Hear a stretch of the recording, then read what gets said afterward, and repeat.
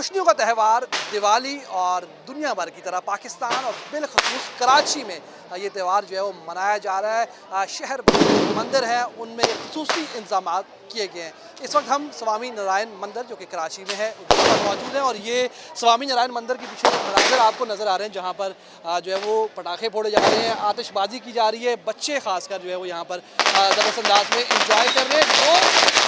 यहाँ पर मौजूद हैं, पटाखे फोड़ रहे हैं, बच्चे जो है वो खुशियाँ मना रहे हैं। उसके साथ साथ बड़े बच्चे क्या बच्चों के साथ साथ बड़े भी जो है वो अपने अंदाज में यहाँ पर लगे हुए आतिशबाजी कर रहे हैं। इसके साथ साथ मेरे अकब में वहाँ पर जो स्वामी नारायण मंदिर का मरकज़ी हिस्सा है वहाँ पर जो मजहबी इबादत हैं वो वहाँ पर की जा रही है। वहाँ पर भी बड़ी तादाद में जो फैमिलीज हैं मौजूद हैं। शहर भर से जो हिंदू बरादरी है वो यहाँ अंदर पहुँची और आज का जो दिन है इसे खूबसूरती अंदाज में मनाने की कोशिश कर रही है। बच्चे भी इस वक्त आपको ये नज़र आ रहे हैं कि ये जो है किस अंदाज में यहाँ पर जो है पटाखे वगैरह फोड़ रहे हैं और यहाँ पर खुशियाँ मना रहे हैं।